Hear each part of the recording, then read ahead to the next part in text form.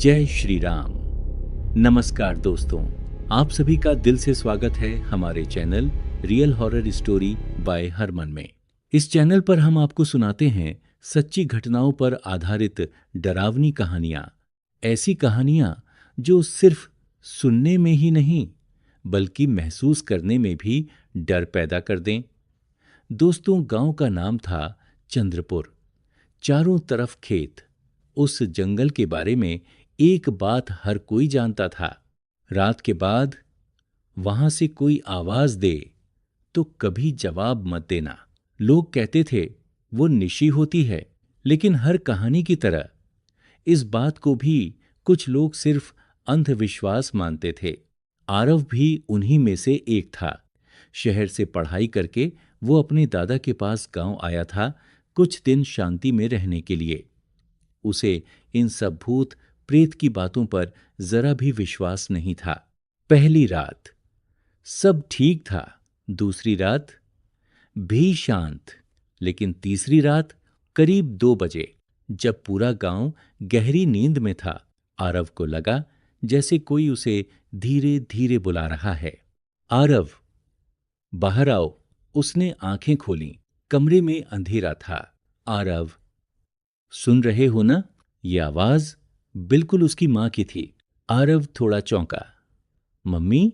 फिर खुद ही हंस पड़ा। यार, मम्मी यहां कैसे हो सकती हैं? वो वापस सोने ही वाला था कि फिर वही आवाज आई। आरव, दरवाजा खोलो, मुझे तुमसे मिलना है। अब की बार आवाज थोड़ी और साफ थी और बहुत पास से आ रही थी। आरव उठा, धीरे धीरे दरवाजे की तरफ बढ़ा। उसका हाथ कुंडी पर गया, लेकिन तभी उसे दादा की बात याद आई। अगर रात में कोई जाने पहचाने की आवाज भी दे तो दरवाजा मत खोलना, वो निशी होती है। आरव रुक गया। उसका दिल तेज धड़कने लगा। नहीं, ये बस मेरा वहम है। वो वापस बिस्तर पर आ गया, लेकिन आवाज बंद नहीं हुई। आरव, मुझे अंदर आने दो। अब आवाज में एक अजीब सी बेचैनी थी। और फिर अचानक दरवाजे पर हल्की हल्की खटखटाहट शुरू हो गई। थक थक थक। आरव ने अपने कान बंद कर लिए, लेकिन आवाज और तेज हो गई। तुम मुझसे डर रहे हो? अब आवाज बदल चुकी थी। वो उसकी मां की नहीं, कुछ और थी, कुछ बहुत डरावनी। सुबह होते ही सब कुछ शांत हो गया। आरव ने ये बात अपने दादा को बताई। दादा का चेहरा उतर गया। तुमने दरवाजा तो नहीं खोला? नहीं। ठीक किया, वो निशी थी। अगर तुम दरवाजा खोल देते तो शायद आज तुम यहां नहीं होते। आरव ने पहली बार डर महसूस किया, लेकिन उसने सोचा शायद ये सब दिमाग का खेल है। उसने तय किया, आज रात वो सच्चाई पता करेगा। रात हुई। गांव फिर से सन्नाटे में डूब गया। आरव जागता रहा। घड़ी में 2 बजे और फिर वही आवाज। आरव, इस बार आवाज उसके दोस्त रोहित की थी, जो शहर में रहता था। भाई, दरवाजा खोल, मैं आया हूं। आरव के चेहरे पर पसीना आ गया। ये कैसे हो सकता है? आवाज फिर आई। जल्दी कर, मुझे डर लग रहा है। अब की बार आवाज में डर था, जैसे सच में कोई मदद मांग रहा हो। आरव का दिल पसीज गया। वो धीरे धीरे दरवाजे की तरफ बढ़ा। उसने कुंडी पकड़ी और जैसे ही खोलने वाला था, तभी पीछे से दादा की जोर की आवाज आई। रुको! आरव चौंक गया। दादा उसके कमरे में खड़े थे। क्या कर रहे थे तुम? दादा, रोहित बाहर है, दादा ने गुस्से में कहा। कोई नहीं है बाहर, वो निशी है, तुम्हें बहला रही है। बाहर से फिर आवाज आई। आरव, ये बूढ़ा झूठ बोल रहा है, दरवाजा खोल। अब आवाज गुस्से में बदल चुकी थी। दादा ने तुरंत मंत्र पढ़ना शुरू किया। कुछ देर बाद आवाज बंद हो गई। अगली सुबह गांव में खबर फैली। पास वाले घर का एक लड़का, सोनू, रात से गायब था। लोगों ने बताया, रात में उसने अपनी बहन की आवाज सुनी और दरवाजा खोल दिया। उसके बाद वो कभी नहीं मिला।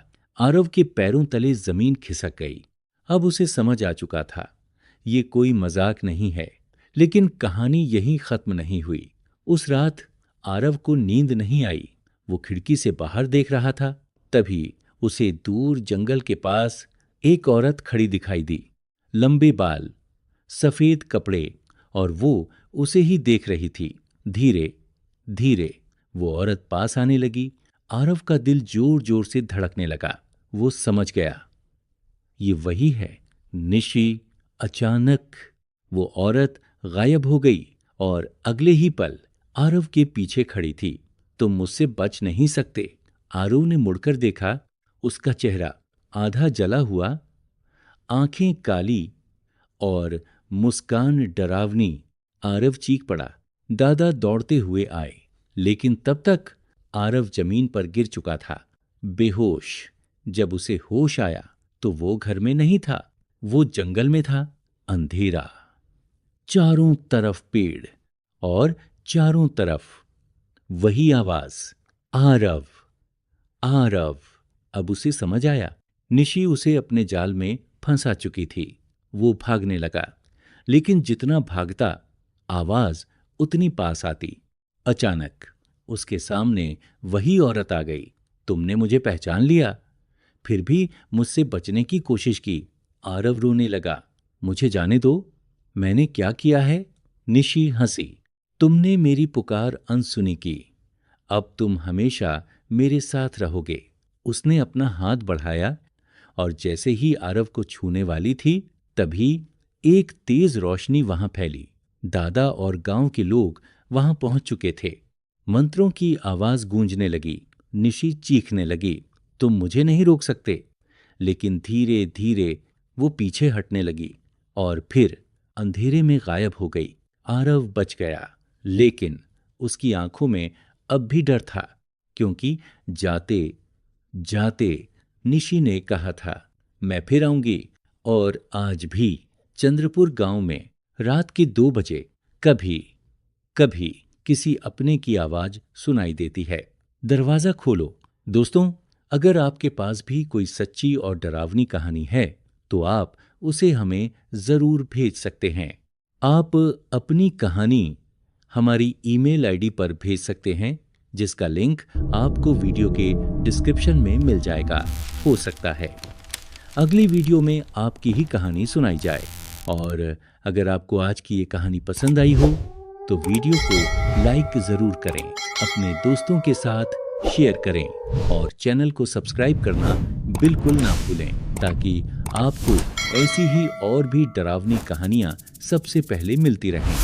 साथ ही कमेंट करके जरूर बताएं कि आपको कहानी कैसी लगी। हम जल्दी ही एक नई और भी डरावनी कहानी के साथ फिर मिलेंगे। तब तक के लिए सावधान रहिए और सुरक्षित रहिए। जय श्री राम।